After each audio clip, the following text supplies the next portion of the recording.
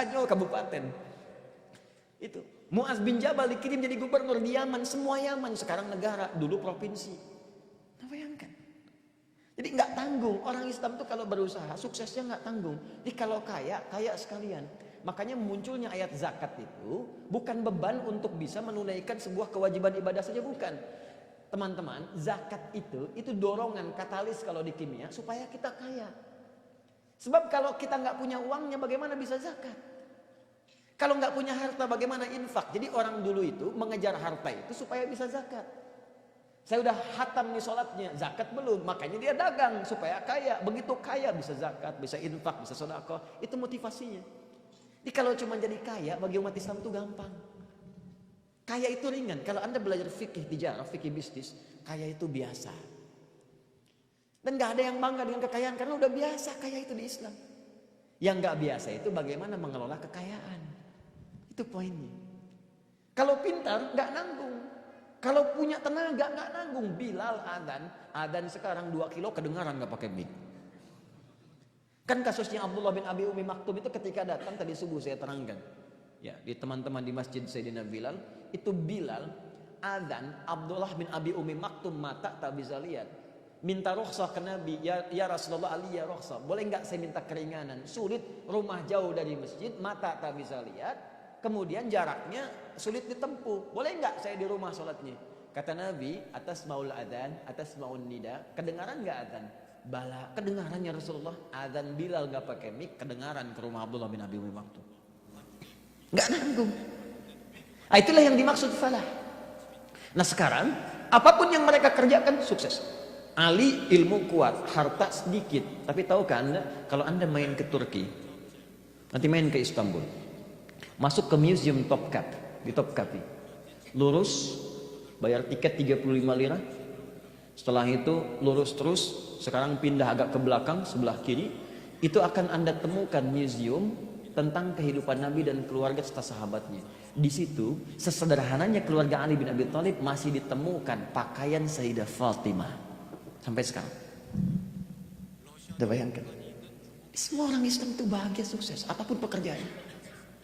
Nah sekarang apa syarat untuk mendapatkan itu? Kembali, jemputlah hudan, jemputlah hidayah Allah subhanahu wa ta'ala.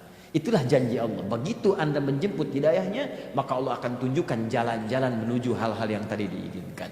Jalan bahasa Arabnya sabil, jamaknya disebut dengan subul. Buka Quran surah ke-29 ayat 69. Walladzina jahadu fina lanahdiyannahum subulana. Orang-orang yang serius menjemput hidayah kami, kata Allah, maka kami akan tunjukkan jalan-jalan kesuksesan dan kebahagiaan menuju ridha yang telah kami tetapkan. Nah sekarang bagaimana cara kita menjemput hidayah itu? Itulah sisa bahasan yang coba kita uraikan pada kesempatan kali ini. Jadi tadi muqaddimah, sekarang intinya. Baik, ada dua secara umum petunjuk dalam Al-Quran bagaimana kita bisa meraih hidayah Allah. Satu,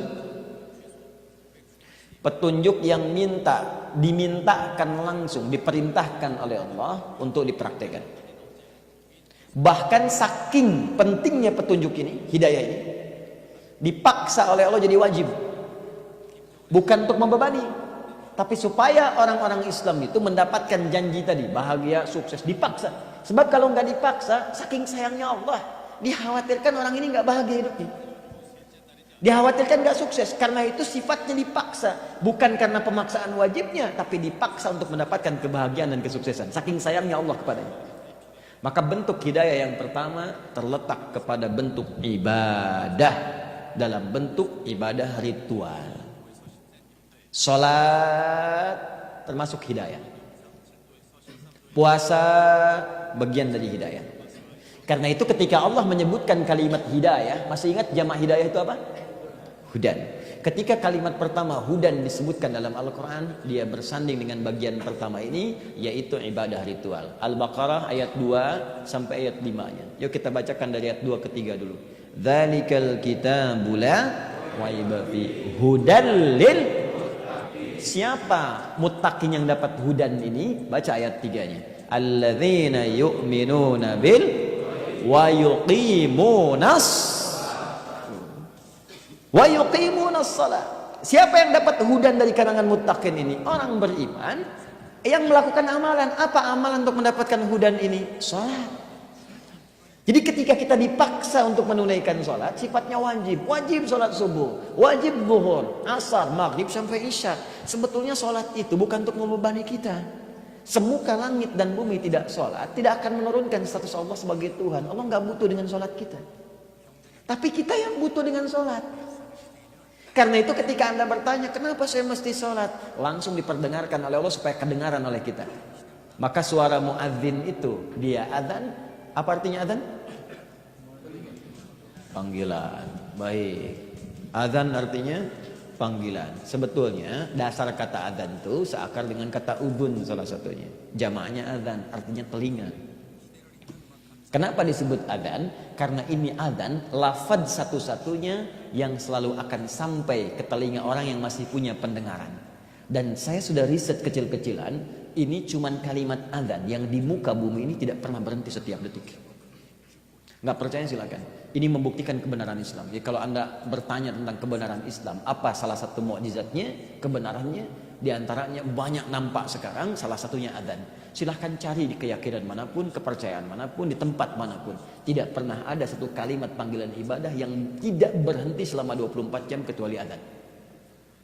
Dulu kami tinggal dengan Ustaz Syihab Al-Hafidh di Libya. Di kalau Mesir selesai adzan, Libya adzan. Libya selesai, Tunisia adzan. Tunisia selesai, Maroko adzan. Maroko selesai, Aljazair adzan. Terus nyebrang sedikit Spanyol, ke Italia, ke Prancis sana. Ternyata 24 jam nggak selesai.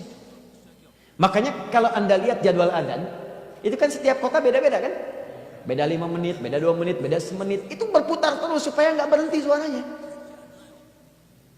Ingat, ketika seorang muadzin mengumandangkan adzan, lalu dia panggil, lihat sini, hayya 'alas shalah, ayo salat.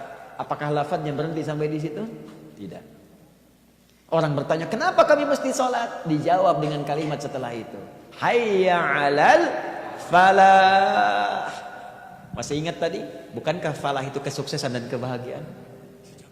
Makanya langsung dijawab, hayya 'alas shalah, ayo salat. Kita bertanya, kenapa salat? Kata Allah lewat suara muadzin, kamu kan pengen sukses. Kamu ingin bahagia, aku yang punya kesuksesan kata Allah.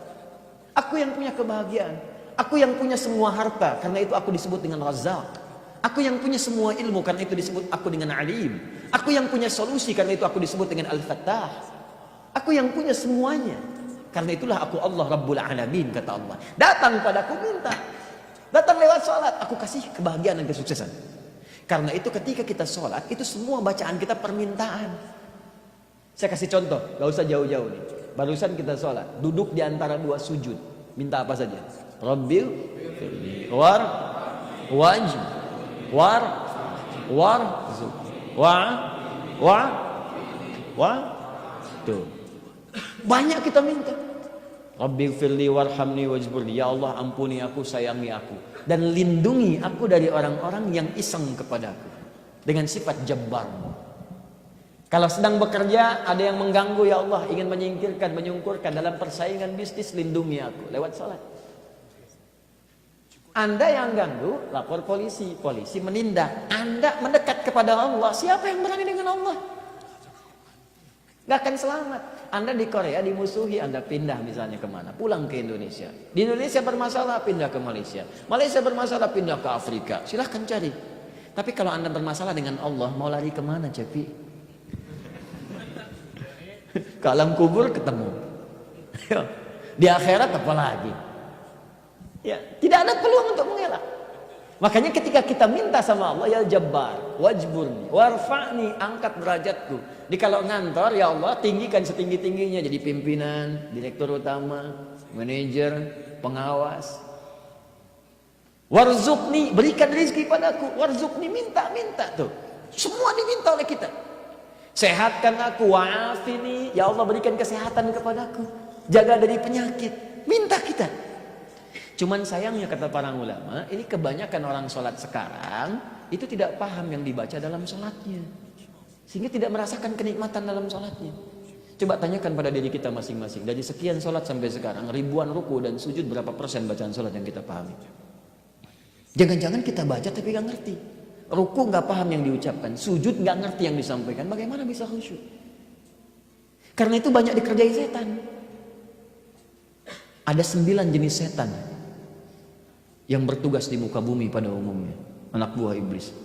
Nanti ngaji dengan Ustaz Syihab. Itu ada fikih setan. Ada 9. Mesti tahu tuh, kalau kita nggak kenal, nggak tahu cara menghindarinya. Anda baru wudhu aja udah digoda setan. Setannya namanya walhan. Walhan. Setan wudhu, setan wudhu. Setannya nggak wudhu, cuman godain orang wudhu. Gimana cara dia goda orang wudhu? Kata Nabi baru selesai wudhu, kata diberikan was-was. Wudhunya batal kayaknya. Kayaknya nggak punya wudhu. Oh kayaknya kamu masih ada wudhu, padahal bau udah kemana-mana. Walhan. Anda masuk rumah, masuk tempat kosong, ada setan di situ. Dasim namanya. Itu suka pecah belah kehidupan rumah tangga. Di Al-Baqarah ayat 102. Namanya Dasim. Perempuannya Dasim. Ya betul kan, tanggal tambah tak di ujungnya. Muslim, muslimah. Mukmin, mukminah. Shaim, tuh kan. Dasim. Baik. Itu kalau masuk ruangan Anda, itu ada setan goda. Makanya masuk ruangan suka gelisah. Ya kan? Takut ada sesuatu. Itu setan ruangan. Cara ngusirnya pakai salam. Kalau di redaksi hadisnya begini, kalau Anda ucapkan assalamualaikum fayaqulu syaitanu, maka setan ini berkata pada temannya. Ini dia bawa teman. Makanya kadang di rumah itu suka kepikiran tentang suasana lain yang ada setan di situ. Setan pasar ada, setan mall ada, Bu, sekarang. Ada. Makanya suka kebawa ke rumah perasaan ketika di mall. Belanja tas, ya, kosmetik, cerita. Kayaknya tadi bagus deh. Ya, pasti itu yang di mall tadi tuh. Suami jawab, "Nah, yang ini aja masih ada. Insya Allah yang penting bagus, membawa kita ke surga." Iya Pak ya. Aduh ya Allah. Tapi yang tadi juga bagus kok Pak. Berarti setan mau ikut ke rumah itu. Yang di rumahnya namanya Dasim. Kalau Anda ucapkan salam, maka berkata ya pada kawannya, kita tidak punya tempat menetap di sini.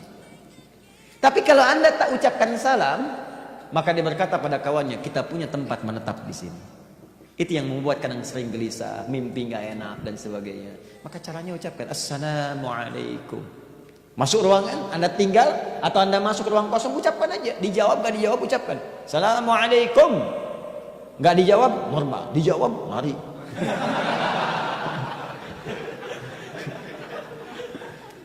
Saya ajarkan anak saya tuh yang kecil waktu dia 3 tahun, sekarang dia 7 tahun.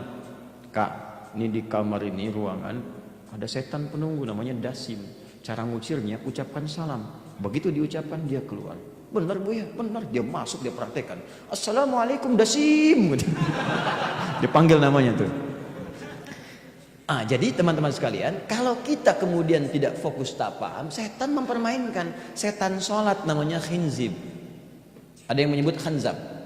Dalam hadis Abu Daud disebutkan begini, ketika Anda mulai takbir, fayaqulu syaitanu udhkur kada, udhkur kada. Jadi kalau Anda belum takbir masih begini, itu belum apa-apa, fokus sholat. Tapi kalau Anda sudah takbir, Allahu Akbar, kata Nabi, maka setan itu akan mulai bekerja, dinas dia. Ya. Apa pekerjaannya? Dia mulai bisikan di kepala orang itu, ingat ini ya, ingat itu. Makanya nanti ada orang sholat, dia tak mampu mengingat apa yang ia kerjakan dalam sholatnya. Jadi begitu baru takbir, Allahu Akbar, handphone, WhatsApp di sini, ya Facebook, Instagram, mobil macam-macam, motor, parkiran, ada semuanya. Dan di ujung hadisnya ditutup hatta la yash'urul musalli kam rak'atan yusalli, sampai ada orang salat tak sadar berapa rakaat sedang menunaikan salatnya. Subuh memang jadi 2, tapi dalam suasana ini bisa 4 rakaat. Setan salat. Bagaimana cara mencegahnya? Ya pahami bacaan yang kita baca. Jadi lisan mengucapkan, pikiran menerjemahkan, hati meresapi. Enak salatnya. Tapi poinnya adalah kembalikan ke awal. Untuk mendapatkan hidayah Allah, pertama kata Allah jemput lewat ibadah. Yuk silakan cek ya. Sekarang lihat baik-baik. Sekarang saya perdalam sedikit. Saya tuliskan boleh nggak nih? Supaya ini, supaya kelihatan gitu ya. Ibu kelihatan dari sana? Oh, Masya Allah, belum saya tulis udah kelihatan. Luar biasa. Antum kelihatan? Oh. Kalah antum, the power of mama. Saya belum tulis udah kelihatan, kencang lagi, kelihatan. Alhamdulillah Bu. Ya. Semoga Allah rahmati kita semua. Baik. Masya Allah. Salat ada yang begini tulisannya. Satu. Ada yang begini. Salawat. Dua.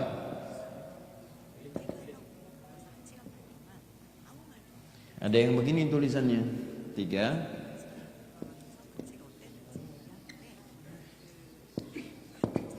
Gini. Lihat sini pelan-pelan. Nanti insya Allah ada waktu Ustadz Syihab mengajar, nanti diperdalam. Ya, beliau juga ahli Quran, hafal Quran dengan riwayat-riwayatnya. Ya. Kalau dituliskan begini, ini bentuknya mufrad, tunggal, singular, jomblo. Maknanya satu, single. Jadi kalau ada kalimat begini, ini sifatnya tunggal pada umumnya. Kalau begini, nomor dua, alif, lam, sod, lam, wawu, alif, ta, maftuha, itu jama'. Tapi umumnya, jama'un mahdud, jama' tapi terbatas. Tidak boleh melewati, tak boleh kurang. Bentuk seperti ini, biasanya dipahami secara umum dengan sholat fardu, yang wajib. Kalau sholat fardu itu ada berapa waktunya? 5 waktu. Subuh 2, zuhur 4, asar 4, maghrib 3, kemudian isya 4. Jadi nomor teleponnya 24434. Ini jama'. Karena 5 itu kan jama', lebih daripada 2 kan? Lebih daripada 1. Cuman dibatasi. Jadi kalau Anda ingin menunaikan sholat fardu hanya 5 waktu. Kalau Anda tunaikan 4 waktu terlalu kurang, tidak sempurna. Anda tunaikan 6 waktu terlampau soleh. Karena cuma 5. Jelas ya? Tapi kalau yang ini, yang ketiga, alif, lam, sod, lam, wawu, ada alif tegak di atasnya begini, tak marbutah. Ini bentuknya dipahami jama'un ghairu mahdud. Bentuk jama' tapi tidak terbatas seperti yang ini. Banyak lebih daripada yang ini. Kalau jama' itu lebih daripada yang ditetapkan, maknanya bukan menambah yang ini rakaatnya. Dari subuh 2 jadi 3 misalnya, tidak. Tapi yang dimaksudkan menambah dari yang fardu dengan amalan tambahan, itu yang dimaksud dengan nafilah salatnya, jamaknya nawafil, hukumnya disebut dengan sunnah. Maka muncullah kemudian kalimat salat-salat sunnah. Fokus. Sekarang buka Al-Baqarah tadi, ayat yang ketiga. Apakah bentuknya menggunakan 1, 2, atau 3? Anda silahkan cek, maka bentuknya itu menggunakan yang ketiga, yang ini. Alif, lam, sad, lam, wawu, alif tegak, tak marbutah di ujungnya. Alladzina yu'minuna bil ghaib wa yuqimunas shalah. Bentuknya yang ini. Yang ini ada di Quran surah kedua ayat 238. Paling kanan sebelah atas. Hafizu 'alas shalawat. Tapi ketika Allah kemudian meminta kita dan menjanjikan memberikan hidayah, hudal lil muttaqin, kalau pengen dapat hidayah, kalau pengen dapat kebahagiaan, pengen dapat kesuksesan, pengen dapat segalanya, kata Allah, nih maksimalkan sholatnya dulu. Ini.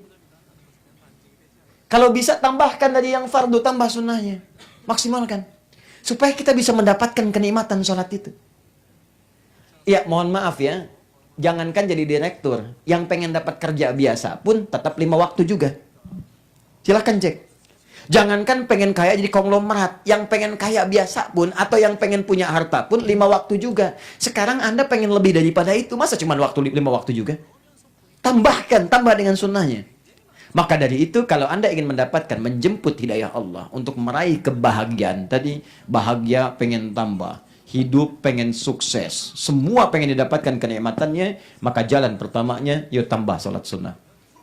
Alhamdulillah. Karena itu, setiap ada kalimat sholat sunnah itu disunnahkan untuk kita selalu bersanding dengan keistimewaan-keistimewaan yang menambahkan pada sholat fardu ini.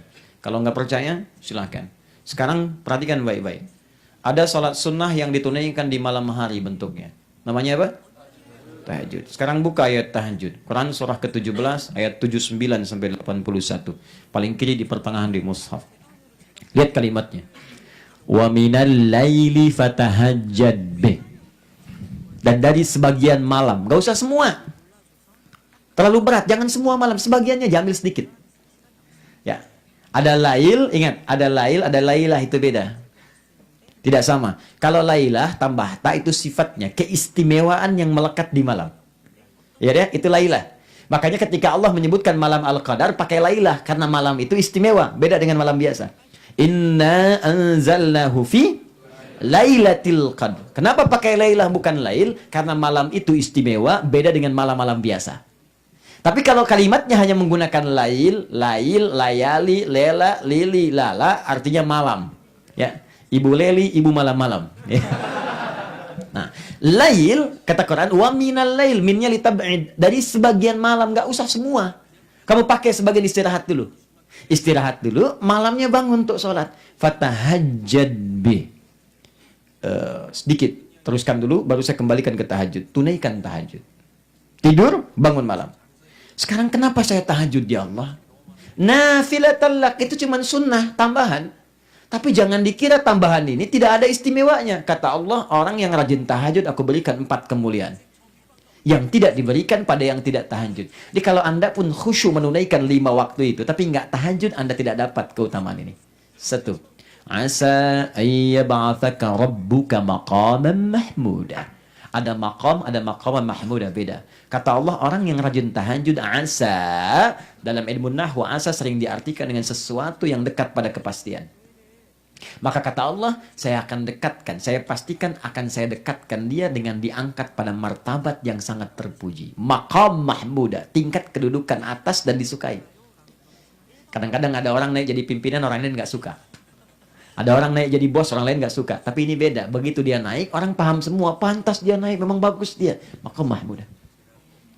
2. Wa qur rabbi adkhilni mudkhalas sidqin. Dan katakan saat tahajud minta. Orang yang rajin tahajud kata Allah, aku akan bimbing cara dia mengawali pekerjaannya. Di setiap dia beraktivitas dibimbing oleh Allah. Sehingga apa yang dia lalui selalu baik. Mau bekerja tiba-tiba mudah, nggak perlu nyogok, nggak perlu keluar macam-macam dan sebagainya. Jalan aja. Saya pernah ajarkan ini pada salah satu pejabat. Saya diundang keluarganya untuk talim, saya ajarkan. Demi Allah saya katakan, saya nggak perlu sebutkan namanya. Dia masuk, seorang pejabat besar, kaya, luar biasa, rajin tahajud, rajin sedekah, rajin macam-macam. Dia amalkan ayat itu. Setiap karirnya naik, nggak pernah dia macam-macam. Nggak pernah nyogok, nggak pernah ini itu. Naik aja seketika, ada orang paham semua. Memang pintar, memang bagus, memang ini. Tahajud. Wa akhrijni mukhrajas sidqin. Dan kalau punya kesulitan, kata Allah, aku akan bantu dia menemukan jalan keluar yang terbaik. Diberikan jalan keluar, enak gitu. Tiba-tiba macet, begitu mau masuk ke macetan ada orang datang, Pak jangan lewat sini macet. Kok bisa datangnya ke orang itu bukan pada yang lain? Terakhir, waj'alli min ladunka sultanan nasira. Dan aku tolong dia dibimbing oleh Allah ketika ada yang akan mengusilinya dalam hidup. Langsung Allah jadi pelindungnya dalam kehidupan.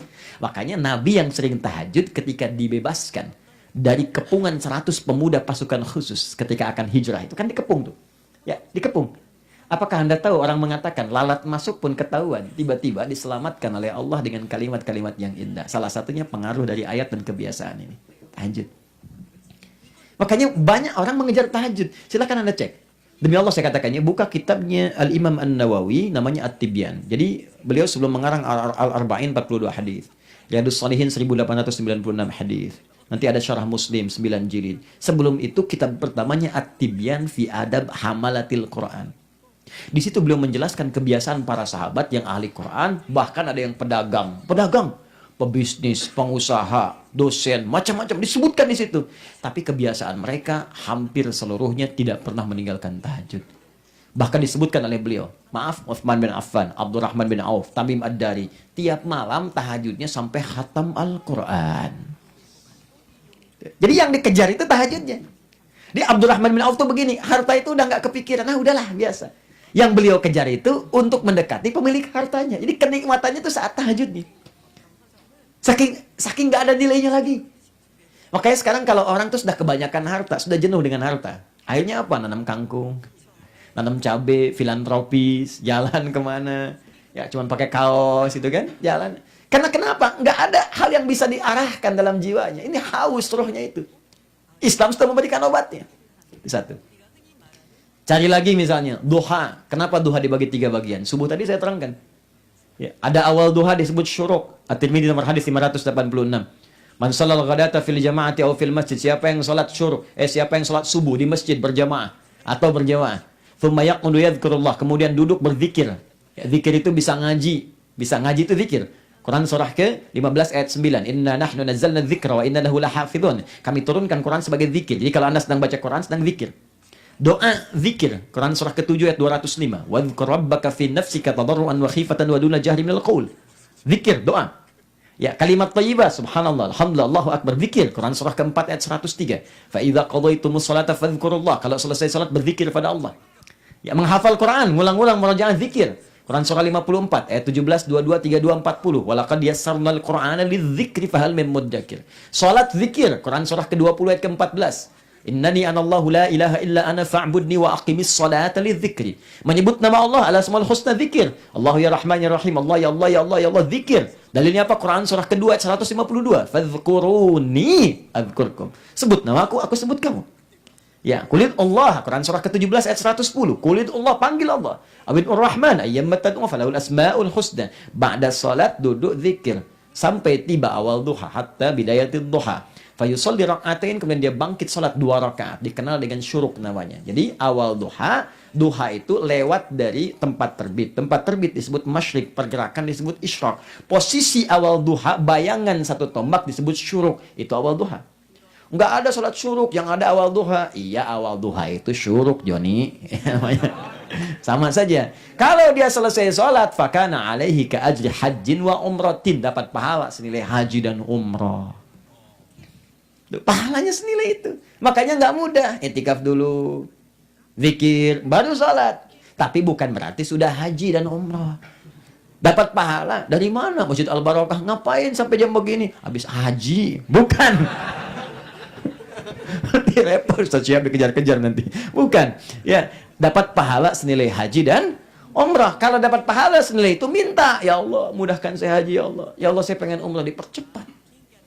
Pahala duha, pahala syuruk, 2 rakaat sebelum zuhur ada 4, setelah zuhur ada 2 rakaat sebelum subuh, lebih daripada dunia dan seisinya. Orang yang membiasakan 2 rakaat sebelum subuh akan dimudahkan oleh Allah urusan dunianya. Pekerjaannya lancar, ya, karirnya lancar, baiknya lancar. Itulah dia yang dimaksud salawat. Sekarang saya tanya pada Anda, sudah berapa banyak Anda mendekati Allah dengan meningkatkan salat tadi? Tuntutan banyak, tapi nggak ada yang dieksekusi.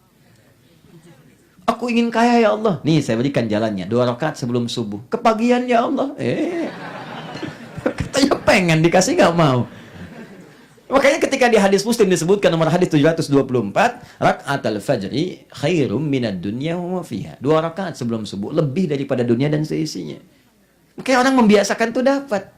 Anda pengen apa? Allah kasih jalannya. Ini ada sholat begini. Makanya ketika sholat disebutkan, langsung disandingkan dengan kalimat pemberian solusi. Setiap Anda butuh masalah, sholat. Dalilnya, Quran surah kedua, ayat 45 sampai 46, dikuatkan di ayat 153.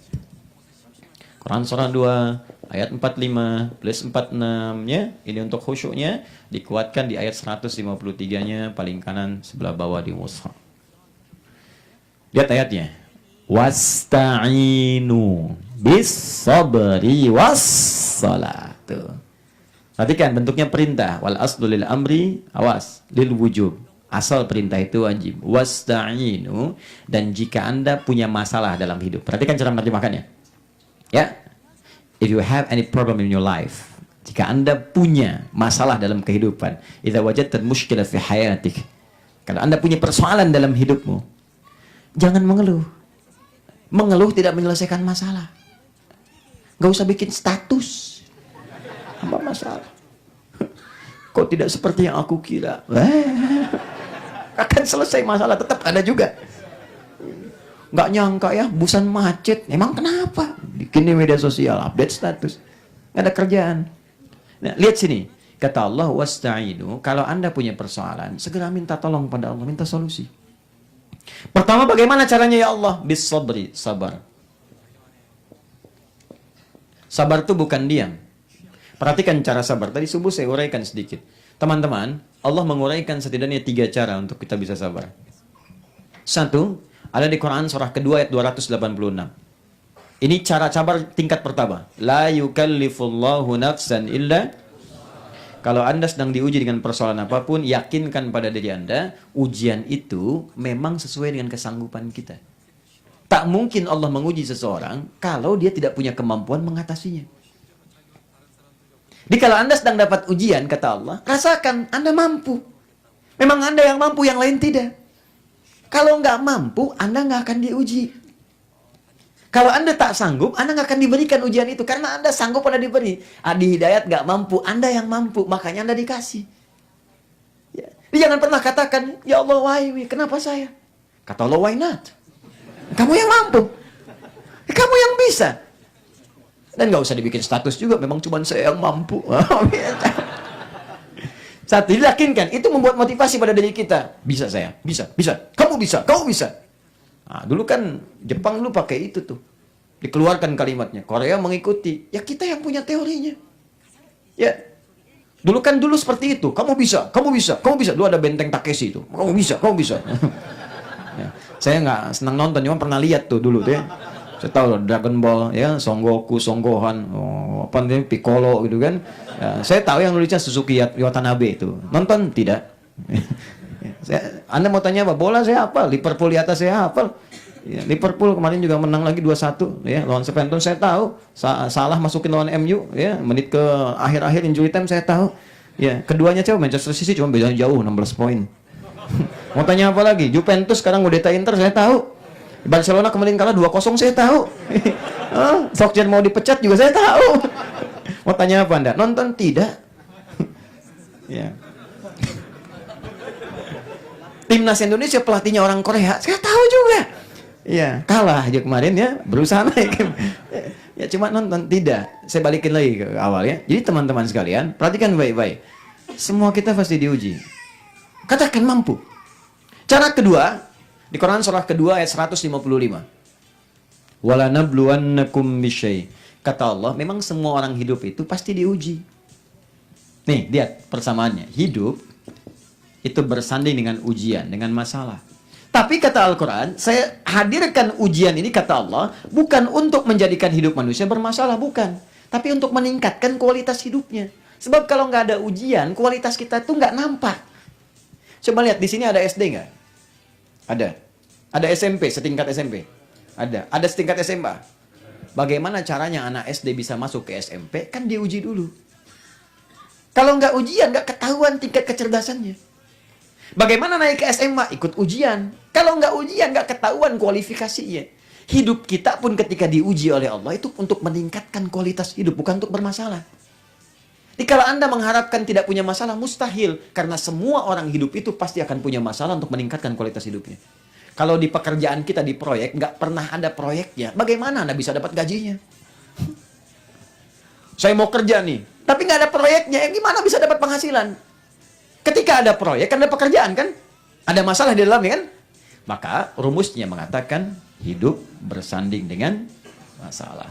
Orang yang tidak ingin punya masalah sama dengan tidak ingin hidup. Saya tanya sebentar, siapa yang tidak ingin punya masalah? Angkat tangan. Tiga yang terakhir, setiap punya masalah, maka terapkan rumus ini. Ini penting secara psikologi. Inna ma'al usri,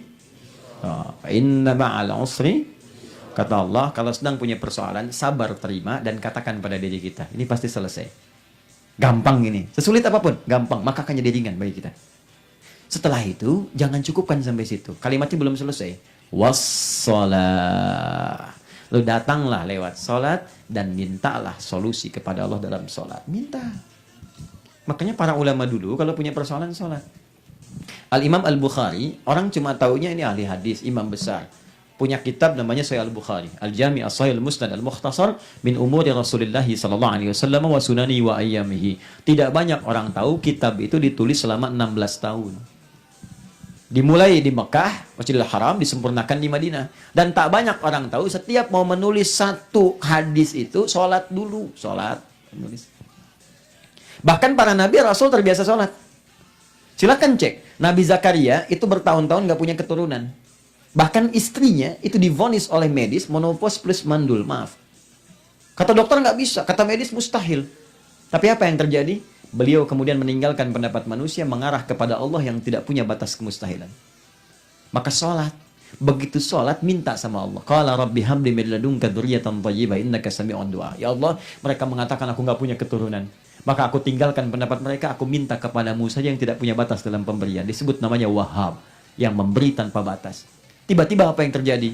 Belum selesai sholatnya, baru selesai doanya. Turun jawaban. Ayat 39 di Quran surah ketiga Ali Imran. Fanadatul malaikatu wa huwa qaimun yusalli fil mihrab andallaha yubashshiruka bi Yahya. Tiba-tiba turun malaikat menjawab doanya, langsung ada berita dari Allah. Anda akan punya anak namanya langsung dari Allah Yahya, artinya hidup. Yang mustahil menurut manusia, lahir dari rahim seorang perempuan yang menopause dan mandul, kata Allah nggak ada yang mustahil. Engkau minta pada aku berikan yang menurut orang mustahil. Maka hidup dan lahir dia Yahya. Kapan terjadi? Masih berdiri dalam sholat. Nabi Isa, Yesus, Mesias, sholat. Buka Quran surah ke-19 ayat 31-33. Nabi Musa, sholat. Quran surah ke-20 ayat ke-14. Nabi siapa lagi? Ismail, sholat. Bahkan minta keluarganya sholat. Wa kana ya'muru ahlahu bis sholat. Quran surah 19 ayat 55. Semua sholat. Makanya risalah wahyu dari Nabi Nuh sampai Nabi Muhammad, ke atasnya Nabi Adam, semua sama. Nabi Muhammad menyempurnakan. Dalilnya Quran surah keempat ayat 163. Inna awhayna ilaika. Ke Nabi Muhammad, kama awhayna ila Nuhin wan nabiyina min ba'di. Muhammad, wahyu aku berikan kepadamu sama persis ibadahnya dengan nabi-nabi sebelumnya sampai ke Nuh, sampai ke Adam. Cuma kamu lebih sempurna. Makanya nabi sebelumnya sholat. Anda urutkan ke atas, sholat semua. Jadi kalau nabi yang dijamin surga, bebas dari kesalahan, masih sholat. Anda nabi bukan, rasul bukan, sahabat bukan, tabi'in bukan. Surga belum jelas, amalan berantakan, hisab menegangkan. Nggak sholat. Terus pengen bahagia lagi, Anda siapa? Cie-cie. Jelas ya? Nah ini satu. Jadi saya ajarkan satu aja dulu. Sekarang perbaiki sholat dulu. Insya Allah kalau sholat sudah dikerjakan, minimal yang pertama terjadi, kita jadi lebih baik. Yang jelek-jelek akan hilang. Seperti saya terangkan kemarin, fungsi sholat, inna sholata tanha anil fahsya. Jadi kalau sholatnya benar, yang jelek pergi dulu. Nanti kalau yang jelek sudah pergi semua, yang baik-baik datang. Kata-kata baik datang. Ya senyuman datang. Kalau sudah baik datang, teman-teman baik datang. Itu sudah rumus. Makanya baik ketemu baik. Ya, wat thayyibatu lit thayyibin wal khabithatu lil khabithin. Yang jelek ketemu jelek, baik ketemu baik. Makanya tidak ada misalnya preman ketemu preman nyapa pakai assalamualaikum. Assalamualaikum, akhi. Enggak ada. Ya, jadi baik ketemu baik. Tapi kalau Anda ingin jadi baik, bagus. Karena tidak pernah ada manusia yang sempurna. Catat ya. Ini quote yang paling penting dari Quran. Beda manusia dengan iblis, dengan setan. Terdapat satu yang paling penting. Jadi kalau Anda ingin ngecek Anda manusia atau bukan. Saya nggak tega kalau bilang setan. Anda manusia atau bukan. Ini caranya. Manusia salah. Tapi dia mau tobat. Makanya Nabi Adam ketika berbuat salah dengan sifat kemanusiaannya, maka diberikan bimbingan untuk tobat. Turun Quran surah kedua ayat 37 menerangkan. Fatalaqqa Adamu min rabbihi kalimatin fataba alaih. Nabi Adam belajar tobat. Kalimat yang di Quran surah ke-7 ayat 23. Rabbana zalamna anfusana wa illam taghfir wa tarhamna lanakunanna minal. Itu kalimat tobat. Iblis beda. Salah, nggak mau tobat. Nggak mau balik. Iblis nggak mau balik. Makanya ketika diminta tobat, diklarifikasi oleh Allah. Kenapa nggak mau sujud? Buka Quran surah ke-7 ayat 11 sampai dengan 13. Ayat 12 ya. Qala ma mana'aka alla tasjuda idza martu. Qala ana khairum minhu. Ana khairum minhu. Kenapa kamu nggak mau sujud ketika saya perintahkan? Iblis, bukan sujudnya. Tapi itu perintah saya. Kenapa kamu nggak taat pada perintah saya? Ana khairum minhu. Khalaqtani min narin wa khalaqtahu min tin. Saya lebih hebat daripada dia Allah. Nggak level yang tinggi mesti sujud hormat kepada yang bawah. Alah, fakhruj. Keluar kamu. Keluar. Kamu bukan di sini tempatnya. Maka mohon maaf. Kalau Anda makhluk berbuat salah, nggak pernah tobat. Itu iblis makhluknya. Pasukannya setan. Nah itu kalimat diresapkan kepada manusia supaya jadi pengikutnya. Makanya hati-hati, kalau kita pernah berbuat salah wajar, namanya manusia, nggak ada yang sempurna. Saking ingin menegaskan kemanusiaannya itu, Allah pun menyuruh Nabi Musa Harun meluruskan Fir'aun, karena dia manusia. Ya Fir'aunnya masih diberi petunjuk, apalagi Anda yang bukan Fir'aun. Pasti ada jalan untuk kembali, ayo berubah. Ya kalau bisa berbuat yang soleh, kenapa memilih yang salah? Kalau bisa berbuat taat, kenapa bermaksiat? Rizki kita sudah diatur, cuman cara wafat kita dan surga kita yang belum tahu tentang itu. Makanya setiap kita pasti akan pulang. Sebelum wafat, kita nggak tahu apakah di Korea, apakah di Indonesia. Ada yang berharap meninggal di tanah suci, tiba-tiba di Tanah Abang wafatnya. Bisa jadi. Kita nggak tahu kapan. Yang kita nggak bisa pilih, ya bisa antum duluan, saya belakangan, meninggal bisa. Atau bisa ditukar, mungkin terjadi. Saya belakangan, beliau duluan, mungkin. Ya. Atau mungkin memang saya duluan, bisa jadi. Duluan menggotong jenazah beliau. Allahu a'lam, kita nggak tahu. Allahu a'lam, kita nggak tahu. Mungkin saya benar-benar duluan dan pulang. Ya, jelas ya? Satu, terakhir. Ini terakhir. Asar jam berapa? 3:30. Masih lama. Ya, tepat tunaikan di waktunya. Saya berhenti nanti sekitar 15 menit lagi. Setelah itu diskusi, kalau ada yang tanya silakan. Ya, sekitar jam 3 atau 3:15 saya berhenti supaya ada 15 menit persiapan asar. Ya, saya akan langsung ke Seoul setelah ini. Ya. Alhamdulillah, saya diberikan kesempatan oleh Allah untuk lihat-lihat karena tiket pesawatnya sudah sold out. Kemudian juga tiket kereta juga udah nggak dapet. Jadi sekarang pakai darat. Ya, jadi lebih banyak yang dilihat. Tadi mampir ke Masjid Al-Fatih, lihat-lihat juga. Terus sekarang lihat antum Al-Fatih sebetulnya bukan Al-Fatah. Ya, cuman salah terjemahan, salah tulis jadi Fatah. Ya, itu nama masjidnya Al-Fatih yang nyumbang orang Libya tahun 1980. Al-Fatih itu nama lain dari Qaddafi. Qaddafi disebut Fatih pada saat itu di Libya. Saya tinggal lama di Libya dengan Ustadz juga, Ustadz Syihab ya. Nah, itu Al-Fatih nama masjidnya, cuman salah terjemahan. Makanya ketika Anda ke sana, kan atasnya itu ada tulisan, ya kan? Nah, tulisan bahasa Inggris, kemudian ada bahasa Indonesia, ada bahasa Arab di bawahnya. Yang di atasnya Fatah, bahasa Arabnya Fatih. Nah, coba cek lagi ke sana ya, cek lagi. Barangkali mungkin saya yang keliru, tapi nampaknya Anda yang salah. Ya, alhamdulillah bisa mampir-mampir. Sini juga hampir 2 jam saya nyampaikan. Masya Allah, mudah-mudahan jadi lebih baik. Ya, sebelah sini sudah semakin bercahaya wajahnya ya, kena pantulan lampu dari atas. Dah, satu itu. 2, yang terakhir. Bagaimana cara dapat hidayah? Supaya hidupnya mudah, tadi bahagia, lancar. Bagi yang tertinggal, ikuti kajian tadi dari rekamannya, insya Allah Anda bisa nyambung di situ. Kedua, hidayah bisa ditemukan lewat kitab suci yang diturunkan pada setiap nabi dan rasul. Masih ingat hidayah jamaahnya apa? Hudan. Nah, teman-teman, hudan ini ternyata Allah turunkan pada setiap nabi yang bertugas di bumi. Setiap periode nabi itu diberikan hudan untuk membimbing umatnya di setiap masa yang berbeda. Contoh, Nabi Adam, manusia pertama yang turun ke bumi. Jadi begitu diciptakan manusia, begitu bertugas di bumi diangkat jadi nabi. Ya, makanya maksum ketika di dunia, dijaga dari salah. Ketika di akhirat masih manusia. Ya diuji di surga, tapi bukan surga yang akan kita tempati karena ini tempat training sebelum turun ke bumi. Makanya di surga itu ada ujian, ada perintah, ada larangan. Al-Baqarah ayat 35. Ya wa qulna ya Adamu uskun anta wa zawjukal jannah fakula minha ragadan haitsu syi'tuma wa la taqrabu hadhihi syajarah. Jangan dekati pohon ini. Ada larangan. Surga kita kelak enggak ada larangan, enggak ada perintah. Semua kita kerjakan. Nikmat. Silahkan. Bahkan yang dilarang di dunia dinikmati di akhirat. Boleh. Ya, nanti ada khamar macam-macam. Makanya jangan minum khamar di sini. Nanti di akhirat disediakannya lebih enak. Yang nggak ada mabuk lagi, nggak ada macam-macam, nafsunya dicabut, enak semuanya tuh. Yang nggak ada jadi ada. Bahkan nanti ada yang masuk ke situ di dunianya tuh kepikiran sesuatu nggak sempet, tiba-tiba masuk surga keingetin langsung ada. Ya, begitu mau masuk ke sini, ya kecium, wah bau sambal, ya, sambal terasi plus ikan misalnya kan, nggak pernah jumpa tuh. Begitu mau masuk tuh harap-harap setelah kajian dapat makanan itu tiba-tiba meninggal, wah ya. Qadar Allah masuk surga, taubat masuk surga. Tiba-tiba masuk dia, masuk surganya di situ disebutkan Quran surah kedua ayat 25. Wa basyiril ladzina amanu wa 'amilus solihati anna lahum jannatin tajri min tahtihal al-Qur'an ma ruziqu minha min thamarati rizqan qalu hadzal ladzi ruziqna min qabl. Perhatikan, wa utubihi mutasyabiha. Diberikan persis yang sama seperti yang pernah diharapkan dulu. Begitu kepikiran sambal terasi ikan, ya Allah, tok meninggal. Masuk surga, kepikiran lagi, ya Allah, sambal di Masjid Al-Barakah. Sing, muncul. Persis sama, itu janji Allah. Kalau nggak percaya, ya meninggal duluan. Nanti kita lihat saat kembali. Ada semuanya dijanjikan, ya. Nah, karena itu fokus baik-baik. Nabi Adam nanti ketika kita masuk surga, beda surganya dengan surga Nabi Adam yang pernah dilalui. Karena nggak pernah dilihat mata, nggak pernah didengar telinga, dan tidak pernah sama dengan yang kita bayangkan. Nabi Adam singkatnya turun ke bumi karena tugasnya seorang nabi, bukan rasul. Awas, beda nabi dengan rasul. Kalau rasul diberi risalah, tugas disebar kepada umat. Kalau nabi hanya untuk pribadi dan terdekatnya saja. Ustadz, kenapa Nabi Adam itu nabi bukan rasul? Karena zaman Nabi Adam belum ada umat. Yang ada cuma beliau dengan Sayyidah Hawa.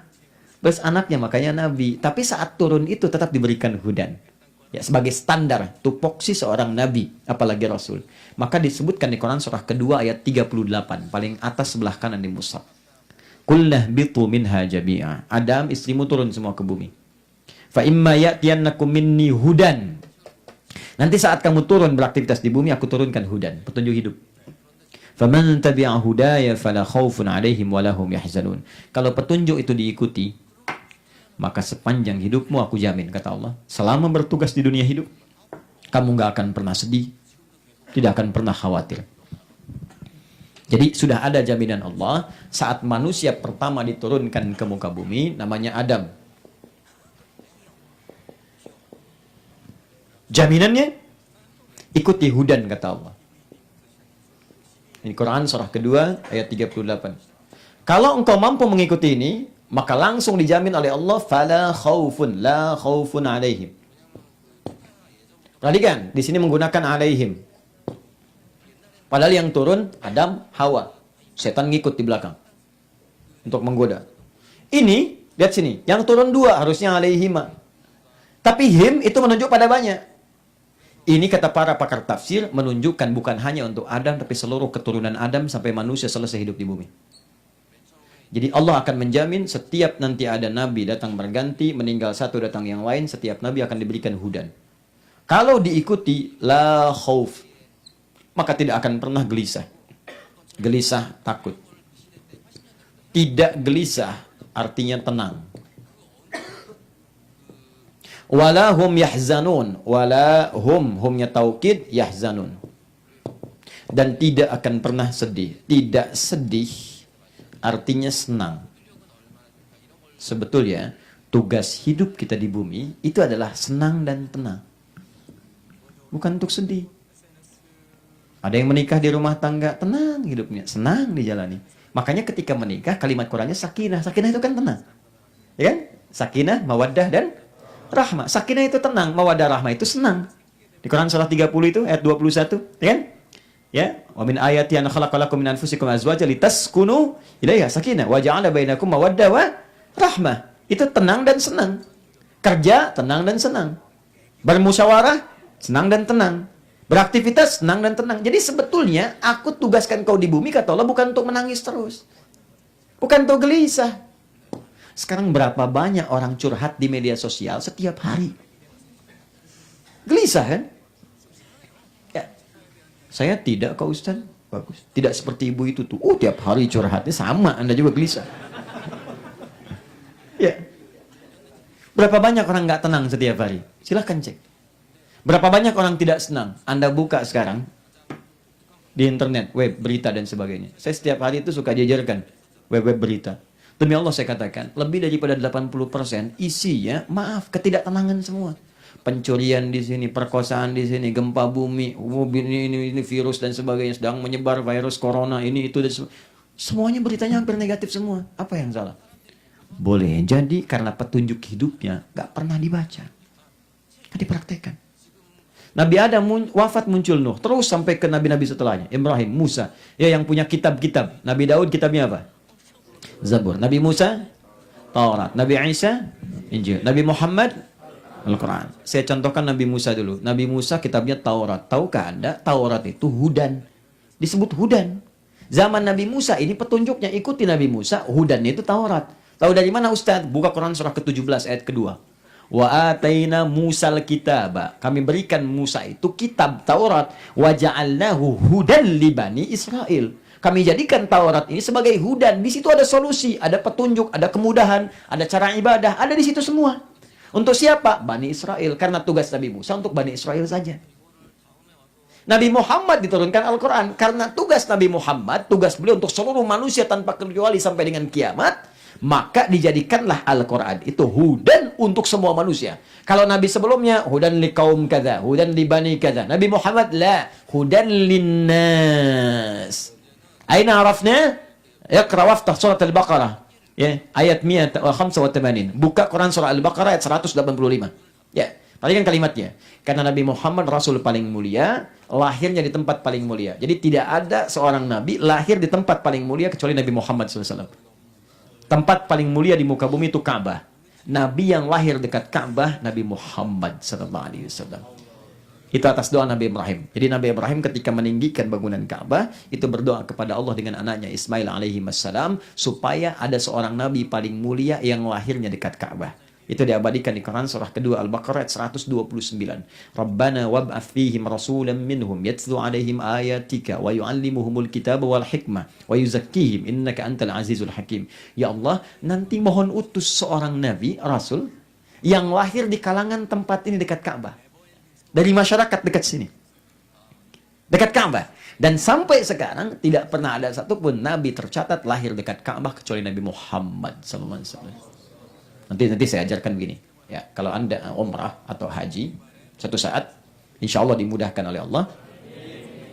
Ya, sekali lagi tidak cukup dengan amin, nabung, ya, siap-siap.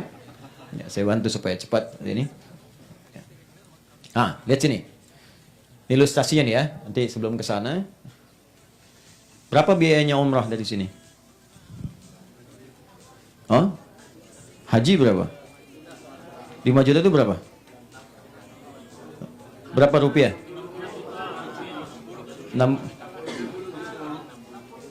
60 juta rupiah. Anda mu'alaf? Mu'alaf? Baik, kami berikan hadiah haji ya, insya Allah. Untuk saudara kita.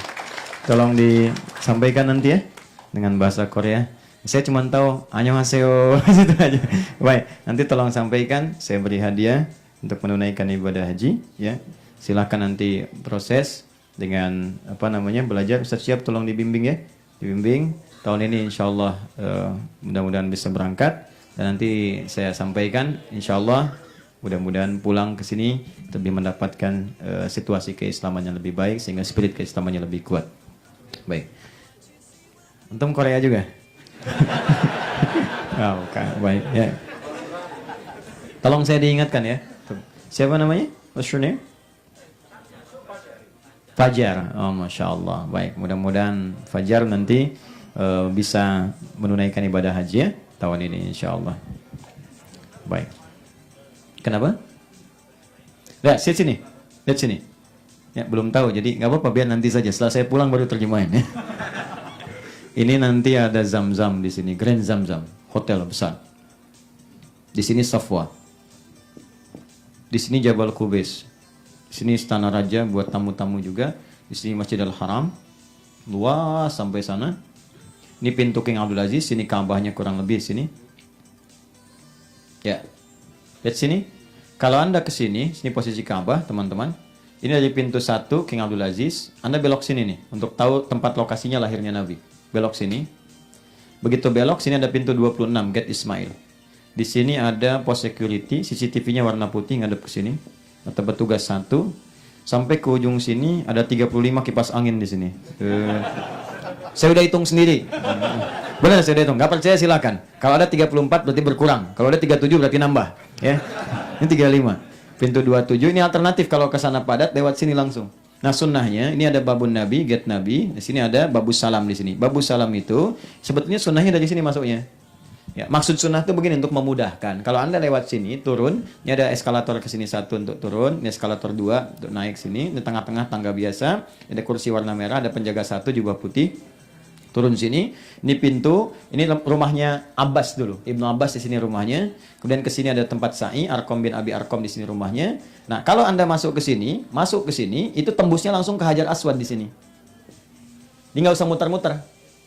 Nah, kalau Anda tarik garis lurus, Hajar Aswad, langsung ke pintu Babu Salam, ke sini. Nah, tepat kurang lebih sekitar 150 meter ke sini, ada bangunan warna krem di sini. Ya, disamarkan jadi Maktabah Qadimah, perpustakaan. Inilah tempat lahirnya Nabi sallallahu alaihi wasallam di sini. Sampingnya ada tempat ngambil air zam-zam yang pakai keran, pakai jerigen. Jadi kalau bawa jerigen, ngambilnya ke sini. Di sini ada yang pakai teko-teko besar itu. Bisa ngambil, cuma kalau pakai jerigen dari sini, langsung pakai selang jerigen. Dari mana dapat jerigennya? Yang jualan orang Taif, datangnya dari sini. Jerigen besar 10 real, jerigen kecil 5 real. Nah, ini ke sini. Hafal saya pokoknya. Nah, ini tempat lainnya Nabi di sini. Ya, disamarkan. Kenapa disamarkan? Karena dulu banyak orang yang keliru paham. Ya, diduga ini bagian tempat ibadah. Akhirnya sholatnya di sini Ka'bah, sholat ngadep ke sini. Makanya dikasih tulisan di sini. Ya, salah itu yang ruku, yang sujud, yang macam-macam dikasih coretan begini. Jangan ibadah menghadap ke sini, bukan tempat ibadah. Ditulislah di sini pakai bahasa Urdu, pakai bahasa Inggris, bahasa Arab plus bahasa Indonesia. Artinya ada orang Indonesia yang pernah ke sini. Gitu, makanya ditulis pakai bahasa Indonesia. Ya, baik, jelas sampai sini? Ini Nabi Muhammad nih. Karena beliau istimewa, maka lahirnya di tempat istimewa. Karena beliau istimewa, kitabnya pun istimewa. Apa yang istimewa? Diturunkannya di waktu yang paling mulia. Maka ketika turun dipilihlah waktu paling mulia, yaitu bulan Ramadan. Perhatikan, ketika turun Al-Quran di satu bulan, bulannya langsung istimewa Ramadan. Ketika turun Al-Quran di satu hari, harinya langsung istimewa Sayyidul Ayyam Jum'ah. Ketika turun di satu malam, malamnya istimewa Lailatul Qadar. Ketika turun lewat malaikat Jibril, Jibril yang langsung naik pangkat jadi Sayyidul Malaika. Dulu, malaikat-malaikat itu setiap ada Rasul, ada teman malaikat. Zaman Nabi Musa, temannya malaikat maut. Malaikat Musa, Nabi Musa. Pemimpinnya itu, zaman Nabi Muhammad sampai akhir nanti kita kembali kepada Allah. Begitu Al-Quran turun lewat malaikat Jibril, Jibril langsung jadi Rohul Amin, Sayyidul Malaikah, pemimpin para malaikat. Jadi Al-Quran itu turun dimanapun, dalam suasana apapun, maka tempat itu dan sekitarnya akan langsung tersinari dengan semua keberkahannya. Makanya kalau anak Anda hafal Quran, itu akan jadi barokah di rumah. Berkah demi Allah saya katakan. Saya tahun lalu itu mimpin rombongan haji spesial yang dikasih oleh kedutaan Saudi di Indonesia. Berangkat sekitar 350 orang. Saya kira ini siapa anak-anakku pada ikut? Ahli Quran. Yang hafal Quran anaknya. Yang ikut haji ibunya, bapaknya, temannya, gurunya. Barokah Quran pada anak menyebar pada sekitarannya. Itu belum dibaca dalamnya, baru dihafalkan isinya. Sekarang ternyata ada lebih daripada itu. Ketika Allah turunkan Al-Quran pada Nabi Muhammad bukan sekedar bacaan. Teruskan ayatnya. Syahrul Ramadan alladzi unzila fihi al-Qur'an hudal linnas. Huda. Ini poinnya. Linnas.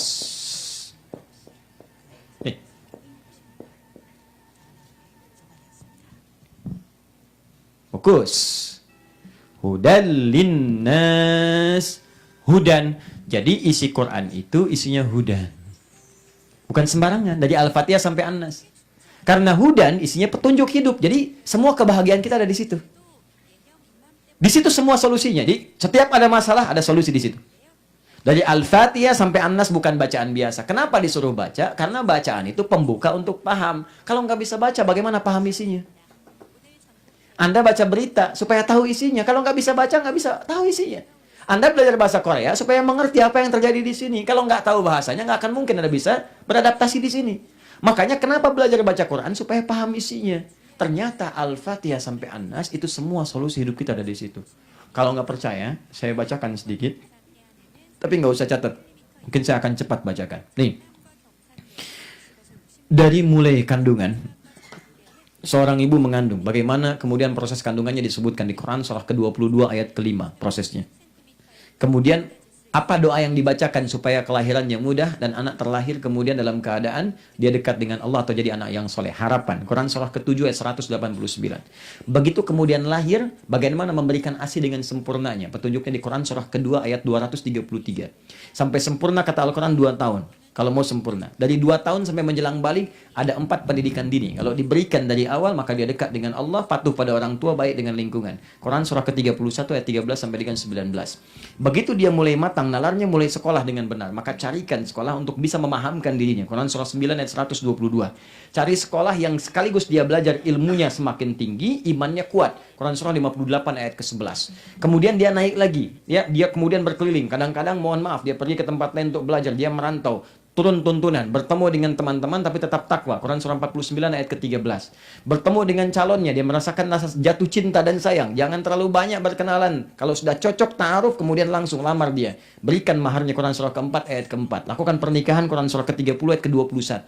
Setelah itu belajar cara jadi suami bagaimana, hak kewajibannya apa, istri bagaimana. Quran surah ke-4 ayat 34. Suami punya kewajiban mencari nafkah. Bagaimana caranya? Kalau ingin standar, Quran surah kedua ayat 168. Anda baru bergerak, rizkinya datang cepat. Quran surah kedua ayat 172. Anda belum bergerak, rizkinya yang datang. Quran surah ke-7 ayat ke-96. Seperti dipraktikkan oleh Imran ya dengan Hannah kepada anaknya Maryam. Quran surah ketiga ayat 35 sampai 37. Kemudian apa Anda kira saat Anda bekerja terbebas dari persaingan? Mungkin ada yang bersaing, ada yang kotor, ingin menyingkirkan, menyungkurkan. Lakukan amalan Quran surah 17 ayat 79 sampai 81. Kalau ada yang sengaja menyakiti Anda, lakukan amalan zikir Nabi Yunus. Quran surah ke-21 ayat 87 sampai dengan 88.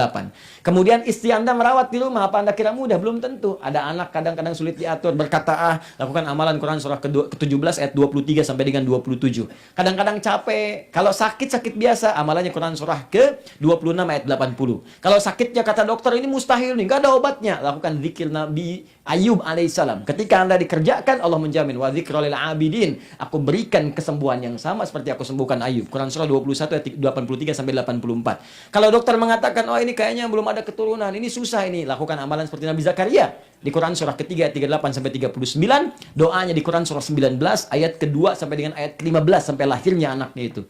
Dan Anda tumbuh dewasa sampai usia 40 tahun.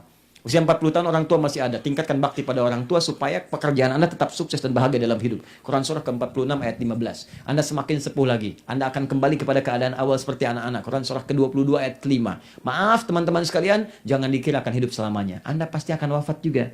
Makanya belajar cara wafat supaya saat wafat sudah siap.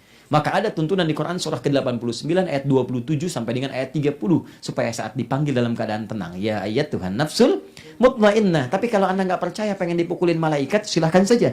Maka di situ nanti ada ayat-ayat menggambarkan bagaimana seorang wafat sambil dipukulin malaikat. Teman-teman sampai kemudian di alam kubur, kata Quran belajar dulu situasi alam kubur supaya siap-siap. Jangan sampai sekarang punya rumah luas, mewah, terang benderang ke alam kubur gelap gulita. Maka pelajari amalan di Quran surah ketiga ayat 169 sampai dengan 172. Kemudian bagaimana setelah itu apa yang terjadi? Bangkit. Ada ayat tentang kiamat, bahkan surahnya satu surah, surah ke-75. Sampai Anda dihisab, sampai Anda memilih surga. Kata Quran, turunkan. Anda pengen ke surga, surga yang mana? Ada 4 jenis surga, turunkan amalannya ke bumi. Supaya saat ke surga langsung masuk ke tujuan, gak mampir-mampir dulu. Maka ada surga sesurga dengan para nabi dan rasul, terutama Nabi Muhammad SAW. Itu ada amalannya di Quran surah keempat ayat 69. Ada surga tingkat kedua di taman surga. Keindahannya luar biasa, yang berikan nikmatnya langsung Allah. Di Quran surah ke-51 ayat 15 sampai 23. Ada surga seluas langit dan bumi. Seluas langit dan bumi. Silakan mau maraton, silakan mau koprol, bebas. Seluas langit dan bumi. Ya, amalannya di Quran surah ketiga ayat 133 sampai 134. Ada surga kelihatannya biasa, tapi kenikmatannya tak pernah terbayangkan, tak pernah terlihat di bumi, tak pernah terdengar kisahnya. Quran surah kedua ayat 25. Ada semua. Neraka juga ada. Neraka paling dahsyat namanya Jahannam. Tempatnya buat munafik dengan kafir. Makanya jangan pernah berbuat munafik dalam hidup. Muaranya neraka Jahannam. Kalau sudah masuk bukan cuma gak bisa keluar, siksanya dahsyat. Quran surah keempat ayat 140. Neraka paling ringan. Di Quran surah keempat ayat 56. Kalau ada yang masuk ke situ, itu caranya ditarik ubun-ubunnya oleh malaikat. Innal ladzina kafaru. Awas bi ayatina sawfa nuslihim nara. Tarik ubun-ubunnya. Kullama nadjat junuduhum badalnahum juludan ghairaha liyadzuqul adzab. Cara kami masukkan nusli itu dicelupkan. Pernah bikin teh celup? Ya, masuk, angkat, gitu kan? Nanti ada malaikat yang mencelupkan, tarik ubun-ubun makhluk, ya, yang tidak taat kepada Allah, tarik, dicelupkan. Begitu dicelupkan, silakan, rasakan luar biasa, dahsyatnya, sampai hancur ke kulit-kulitnya. Kenapa disebutkan kulit? Supaya merasakan azab. Angkat lagi, celup lagi, angkat lagi, celup lagi. Sekali celup seharinya, itu 1000 tahun rasanya. 1 detiknya 48 hari. Jadi kalau masuk 1 detik saja, tak, rasanya 48 hari. Angkat lagi, celup, angkat lagi, celup, angkat lagi. Itu yang paling ringan. Semua ada, apa yang tidak ada? Apa yang tidak ada? Pedoman dagang ada, pedoman bisnis ada, pedoman pemerintahan ada, pedoman belajar ada semua. Bahkan Al-Imam Al-Bukhari sampai membuat 97 bab khusus untuk membahas ini, ditafsir dengan ayat-ayat dan hadis-hadis Nabi SAW. Ada semua. Nah, ini kan yang dibacanya Anas lagi. Najin Wanas. Pantas mimpi ketemu jin terus. Nah, maka terakhir saya tutup sekarang. Caranya buka Quran. Keluarkan setiap bab. Baca silahkan, khatamkan bagus. Tapi kalau Anda ingin mengamalkan, bagusnya begini. Apa profesi Anda? Saya akhiri, keluarkan ayat sesuai dengan profesi Anda. Ini teman-teman banyak yang berusaha di sini, dagang, bisnis, kerja. Kenapa nggak Anda keluarkan ayat-ayat pekerjaan? Terus dalami itu. Ibu yang di rumah tangga, kenapa nggak mengeluarkan ayat-ayat tentang rumah tangga? Sudah berapa tahun jadi ibu, kenapa nggak mengeluarkan ayat-ayat ibu Qurani? Ayat Qurani. Demi Allah saya katakan, ketika Anda keluarkan dan Anda jalani itu, akan terasa kenikmatan yang beda dengan yang lainnya.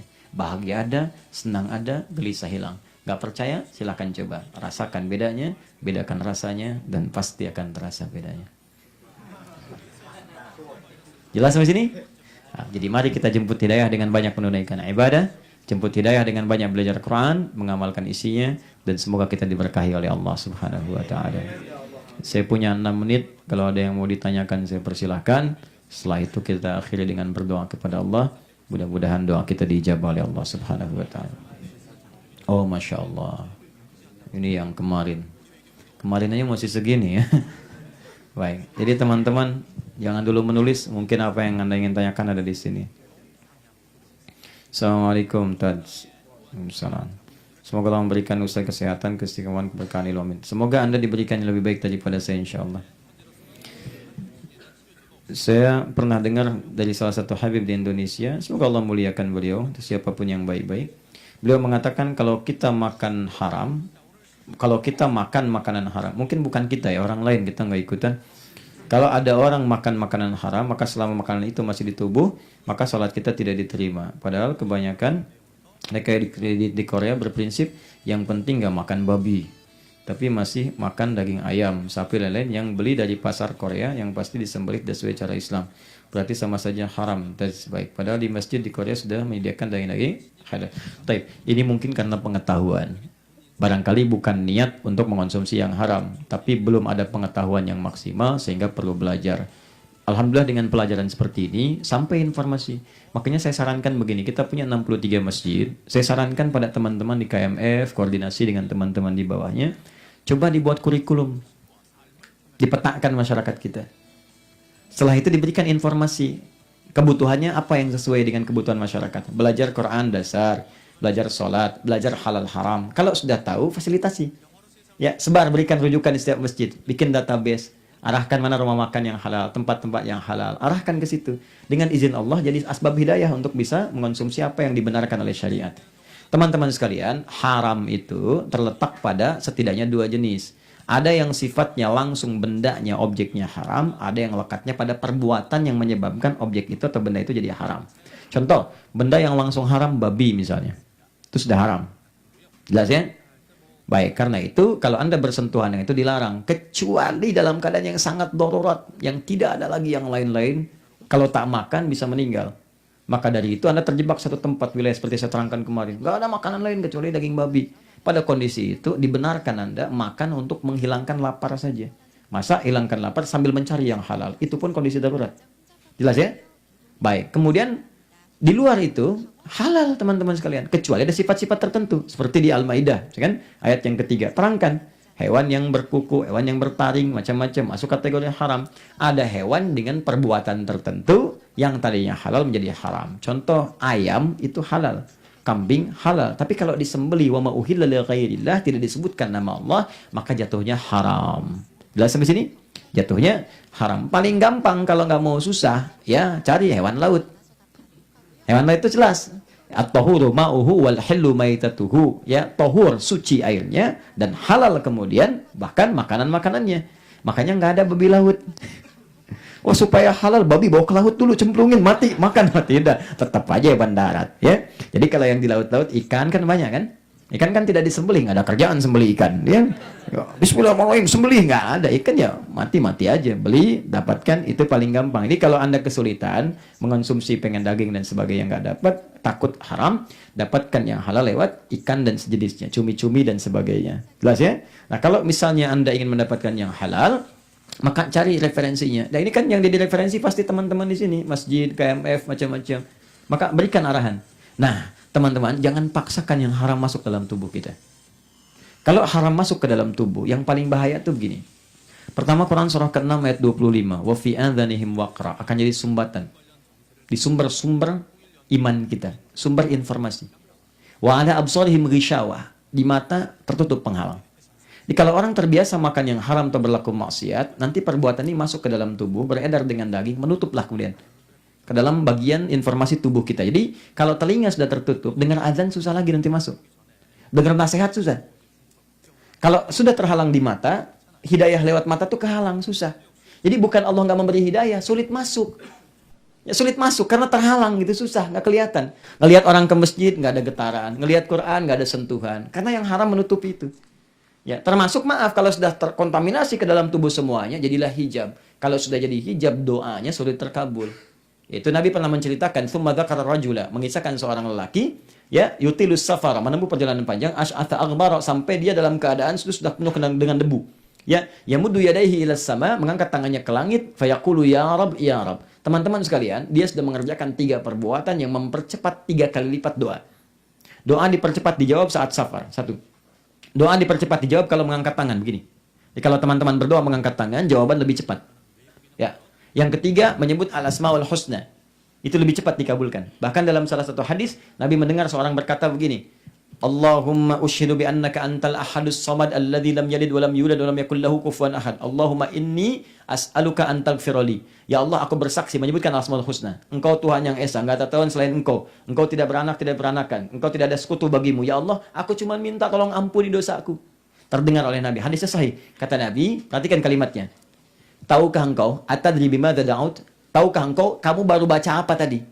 Kata orang ini, Allah wa Rasuluhu a'lam. Kata Nabi, ya, da'auta bi asma'illahil a'zam. Idza du'iya biha ajaba wa idza su'ila biha a'ta. Engkau baru menyebut nama Allah yang paling tinggi. Kalau berdoa dengan itu, semua doa dikabulkan, semua permintaan akan diberikan. Orang ini mengerjakan ketiganya. Safar, mengangkat tangan, berdoa dengan asmaul husna. Tapi apa komentar Nabi? Anna yustajabu lidzalik. Mustahil doanya dijawab. Kenapa? Mat'amu haram, karena makanannya haram. Mashrabu haram, minumannya haram. Malbasu haram, pakaiannya haram. Wa ghudhiya bi haramin, perangkat hidupnya haram. Fa anna yustajabu lidzalik. Ilustrasinya begini. Sulit dijawab. Teman-teman ini terbuka nih. Kalau terbuka begini, dikasih air, masuk. Kasih kopi, masuk. Susu, masuk. Tapi kalau ditutup begini, kita masukkan kopi, balik. Susu, balik. Spidol, balik. Semua nggak akan masuk. Di Allah itu bukan nggak mau ngasih, dikasih, tapi mental balik lagi. Jelas sampai sini? Ya, karena itu jauhi yang haram-haram, berbuat yang baik. Ingat, rezeki kita sudah teratur. Ya, hadis qudsi mengatakan, ibadi khalaqtuka lil ibadati fala tal'ab. Hambaku, kata Allah, aku ciptakan kau untuk ibadah, jangan banyak mainnya. Ibadah itu bukan cuma sholat saja. Sholat itu memberikan kualitas dalam pekerjaan kita. Kerja niatkan ibadah karena Allah, makan karena Allah, minum karena Allah. Wa qasamtu laka rizqaka fala tat'ab. Dan aku sudah bagi rezekimu, jangan terlalu capek. Kita udah ditakar nih. Walladzi qaddara fahada. Dan ditetapkan rezeki kita berapa. Nggak akan pernah orang meninggal sebelum rezekinya diberikan. Sudah ada Pak, Bu, nggak usah takut. Ya, kalau Anda, kata Allah, lewat hadis qudsi, benar-benar mau ibadah kepadaku, aku mudahkan rezekimu, engkau senang menjalani kehidupan duniamu. Tapi kalau engkau meninggalkanku dalam ibadah, mengejar duniamu, aku bikin capek engkau bekerja, dan engkau tidak akan mendapatkan hasil dari rezekimu kecuali sesuai dengan apa yang telah aku tetapkan. Segitu-gitu aja dapatnya. Ya, tapi tetap harus dicari, harus ikhtiar. Kerja silahkan, tapi cari yang halal. Toh Anda mencari dengan cara haram pun dapatnya segitu juga. Cari aja yang halal. Dapatnya segitu juga, cuman bedanya berkahnya. Berkahnya itu yang beda. Maka dapatkan yang halal. Bekerja yang haram tidak akan merubah rezeki Anda, kecuali kesulitan dan kegelisahan dalam hidup Anda. Silakan, kalau bukan sekarang nanti saat akan wafat. Kalau nggak percaya silakan nikmati. Kata Allah, silakan mau senang-senang sekarang. Besok lusa baru kamu tahu rasa. Karena itu kita siap-siap berubah dengan baik. Mudah-mudahan dengan itu Allah akan berikan jalan kebaikan untuk kita semuanya. Ya. Nanti kalau sudah kemasukan banyak itu sholatnya sudah malas, ya, sudah susah mendengar nasihat dan sebagainya. Tapi kalau kita sudah mendapatkan paparan semacam ini, artinya petunjuk Allah. Saya kan tak pernah ngundang Anda, saya nggak tahu Anda siapa. Tapi kok bisa Anda yang datang ke sini gitu? Kok bisa teman-teman kemarin bisa kumpul banyak orang seperti itu kemarin? Siapa yang menggerakkan Anda? Kalau bukan Allah mustahil. Dia jangan dengarkan manusia kalau berkata kamu tuh udah tanjur kotor, banyak salahnya, jangan dengarkan. Ketika Allah berkehendak memberikan hidayah, Allah nggak akan pilih-pilih siapa yang diberikan. Dan berbahagialah mungkin Anda. Sudah, semua orang punya masa lalu.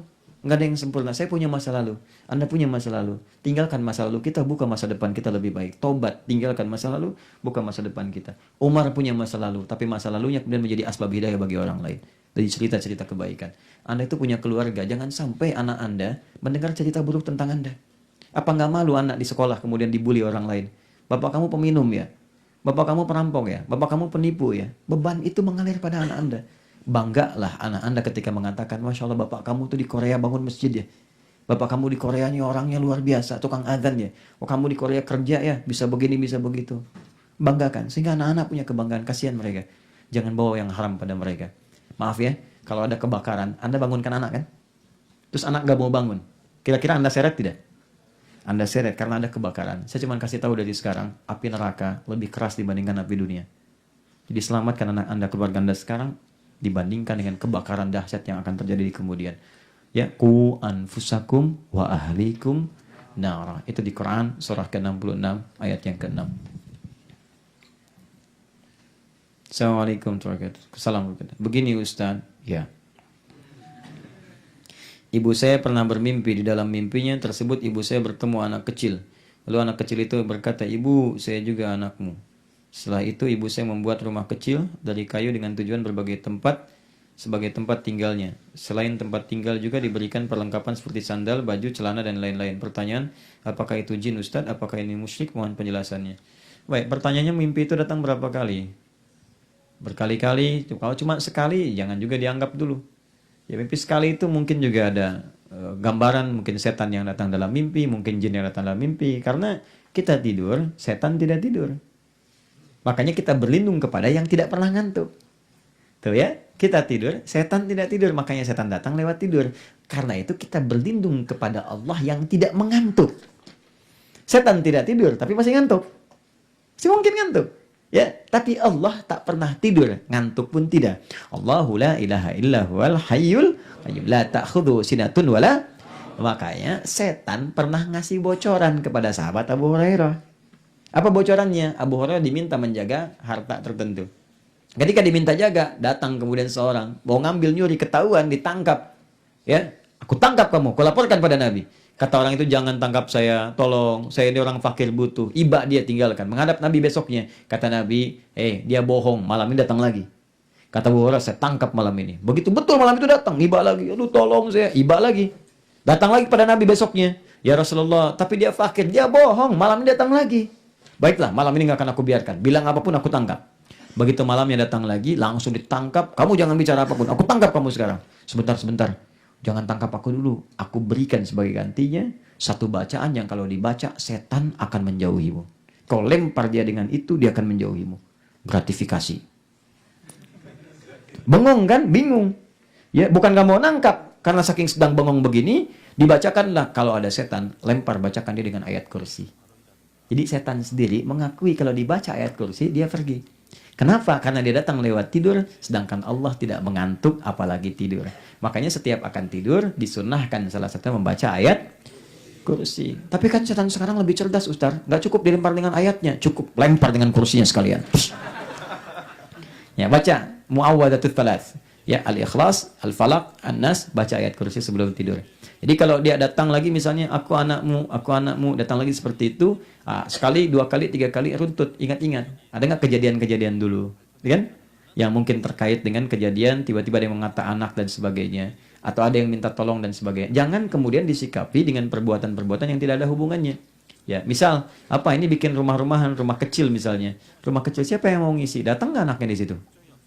Ya, ada nggak orangnya? Dan sebagainya. Justru ketika itu kemudian dibuat perlengkapan-perlengkapan yang tidak digunakan manusia, maka jin yang masuk ke dalamnya. Ya, jin yang masuk ke dalam. Hati-hati kalau jin sudah masuk dan sudah hadir di lingkungan, dia nggak mau tinggalkan tuh.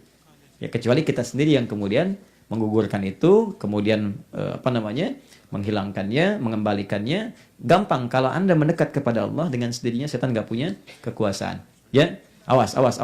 Tidak punya kekuasaan. Innama waliyuhu. Adapun kekuasaan setan itu kepada orang-orang yang jauh dari Allah dan dia berbuat banyak maksiat. Tapi saya yakin kalau tadi diikuti yang tadi ini, dengan sendirinya akan hilang insya Allah. Terakhir. Maaf Ustaz, saya maafkan. Karena pertanyaan saya banyak, Ustaz bersedia menjawab pertanyaan saya melalui email jika pertanyaan saya tidak terbaca di pertemuan kali ini. Baik. Ustaz, bagaimana Nabi Ayub bisa sembuh dari penyakit yang pernah dideritanya? Jawabannya, Allah sembuhkan, sembuh. Baik, ayahanda sedang sakit, ya, ginjal stadium 5 sehingga dokter memvonis harus cuci darah 2 kali seminggu seumur hidup. Semoga Ustaz berkenan. Ya, kita doakan semoga Allah berikan kesembuhan terbaik. Semoga Allah berikan segala kemuliaan dan diberikan segala hikmah di balik penyakit.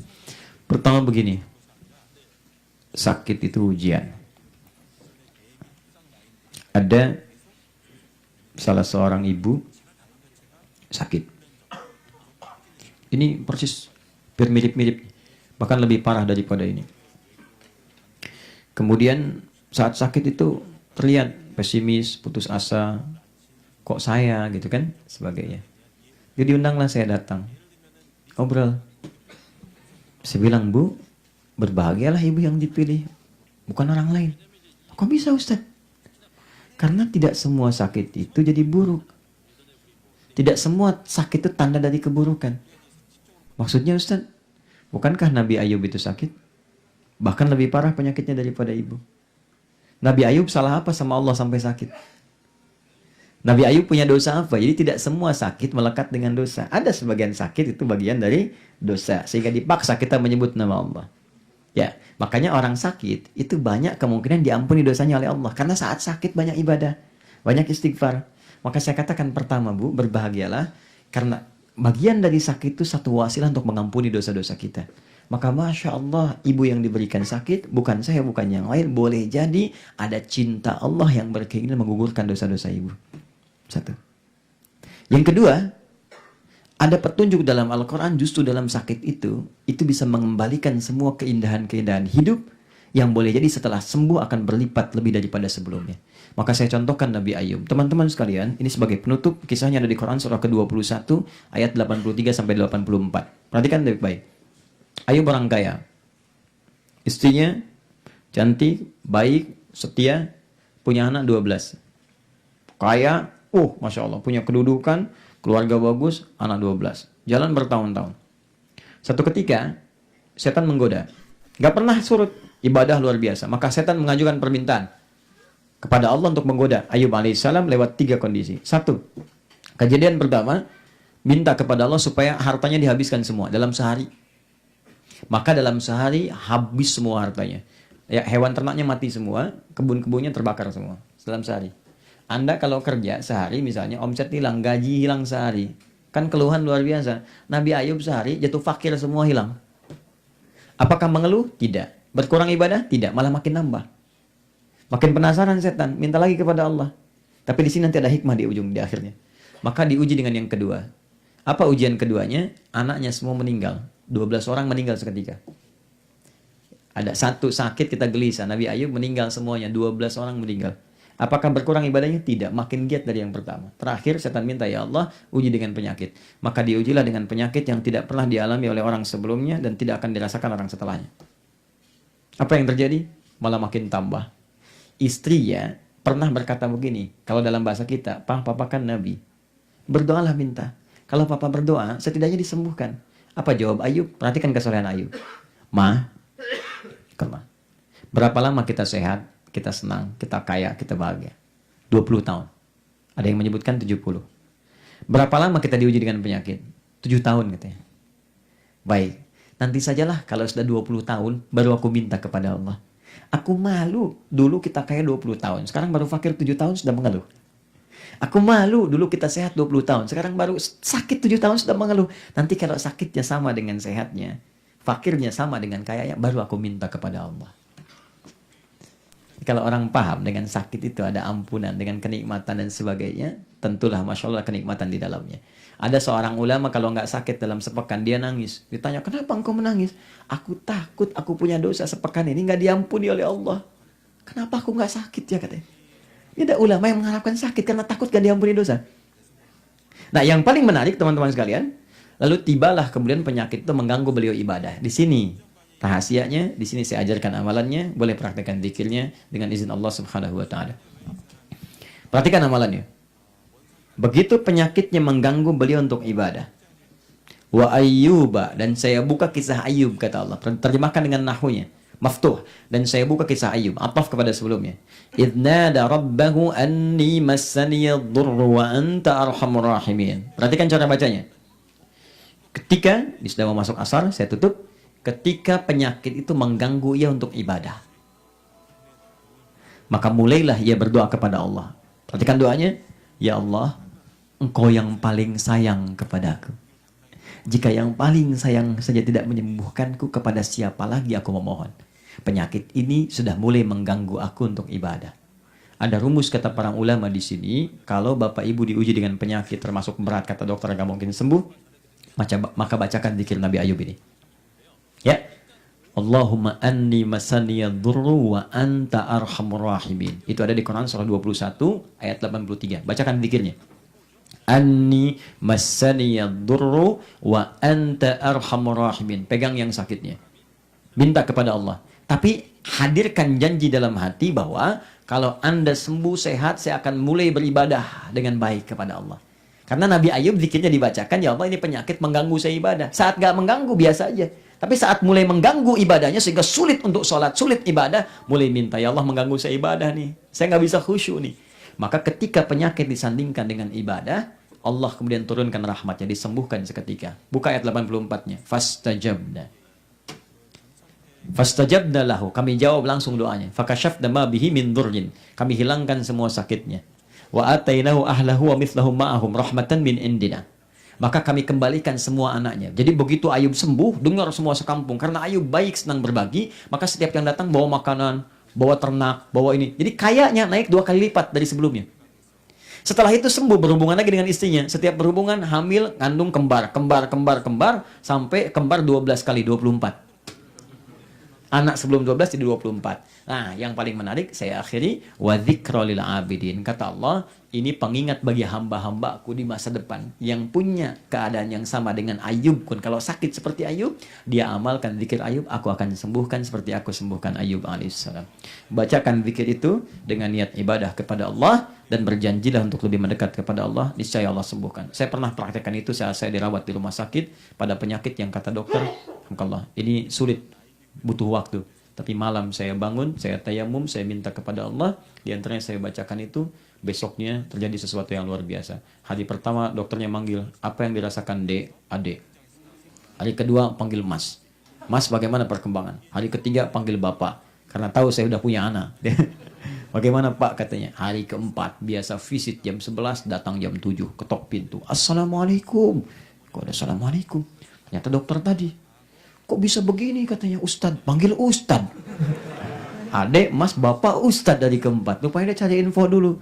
Harusnya ini belum naik darahnya, harusnya masih begini. Kok bisa katanya? Saya juga kesehatannya begini-begini. Udah jadi Ustad tuh kita hari itu. Tiba-tiba datang pasien lain naik ke atas. Saya pasiennya Ustad yang sama dokternya dengan Ustad. Kenapa Bu? Ini anak saya sulit katanya nih, gak sembuh-sembuh. Terus kenapa ke sini? Ya saya ketemu dokternya katanya. Suruh ke saya. Ke atas naik. Saya bilang ya sudah, bacakan saja gini. Yang baca siapa? Anaknya. Ya bukan ibu anaknya. Itulah anak saya susah Pak. Ya silahkan dia kalau mau sampai berapa lama di sini. Bacakan. Tiba kemudian saya akhiri datang lagi satu orang. Tetangga. Ustaz. Ya Pak. Ini mohon. Kasih kertas. Ini apa Pak? Itu di kertas itu anak saya 2 orang perempuan. Besok mau ujian. Maksudnya apa? Ustaz kan sakit. 2 orang sakit cepat dijawab. Tolong doakan anak saya. Semoga kita diampuni oleh Allah Subhanahu wa taala, dirahmati oleh Allah, diberikan jalan untuk taubat dan diterima amal ibadah kita sebelum kita tunaikan salat asar berjamaah. Allahumma nahmaduka hamdan syakirin, hamdan na'imin, hamdan yuwafi ni'amahu yukafi mazidah. Ya Rabbana lakal hamdu wa lakal syukru kama yanbaghi li jalali wajhikal karim wa li 'azimi sultani. Allahumma salli wa sallim wa barik ala habibikal karim rasulika al-amin sayyidina Muhammadin wa ala alihi wa sahbihi ajma'in. Allahumma taqabbal minna innaka antas samiul alim wa tub alaina innaka antat tawwabur rahim. Allahumma wafiqna bima ta'allamna, Allahumma fahimna ma ta'allamna, Allahumma wafiqna lana ma ta'allamna bih. Allahumma ya Allah innaka antas syafi la shifaa illa bi shifaika ya arhamar rahimin. Allahumma shfi kullal marda, Allahumma shfi mardana, Allahumma shfi mardana wa mardal muslimin wal muslimat fi kulli makan ya rabbal alamin. Rabbana atina fid dunya hasanah fil akhirati hasanah wa qina adzabannar. بفضلك سبحان ربك رب العزة عما يصفون وسلام على المرسلين وآخر دعوانا سبحانك اللهم وبحمدك أشهد أن لا إله إلا أنت أستغفرك وأتوب إليك والحمد لله رب العالمين. Sebelum saya akhiri dengan salam, saya tegaskan lagi, insyaallah ada saudara kita yang masuk Islam, saya sangat senang dan jadikan kita semua bersaudara. Saya berikan dengan izin Allah, kami berikan hadiah dari Quantum Akhir Institute untuk menunaikan ibadah haji. InsyaAllah dibimbing Ustadz Syihab. Ustadz Syihab tolong nanti damping ya berangkat, karena beliau pernah juga jadi tenaga tembus haji, jadi tahu lokasi-lokasi dan bisa menerangkan nanti di sana. Jadi ini kan di sini ngajinya, beliau imamnya di sini. Nanti tolong nanti dibimbing beliau dan nanti disampaikan kepada saya sejumlah biaya yang tadi disebutkan dikalikan 2. Nanti insyaallah kami kalau tidak titipkan pada teman-teman yang kesana untuk kesini, atau mungkin nanti kami transferkan. Dan mudah-mudahan tahun ini diterima hajinya oleh Allah Subhanahu wa taala. Terima kasih dan mohon berikan kami akses, kami akan kembali melalui Sul dan mudah-mudahan selamat sampai dengan tujuan insyaallah. Assalamualaikum warahmatullahi wabarakatuh. Kang, untuk semuanya tolong jangan bubar dulu karena ada hikmat dari Masjid Al Barokah dan setelah itu nanti sholat asar gitu. Tolong untuk semua panitiaan untuk hikmat kepada teman-teman dulu, setelah itu sholat asar karena sudah dari tadi teman-teman pagi. Tolong hikmatnya Kang. Hah? Sholat dulu enggak apa-apa? Oh ya udah. Sholat sebab ustadznya mau, tadi ustadznya sudah sholat ya? Udah ya udah. Silakan. Adzan langsung komat aja kan. Udah kamu lah. Suara saya. Ayo kan. Adzan langsung komat aja.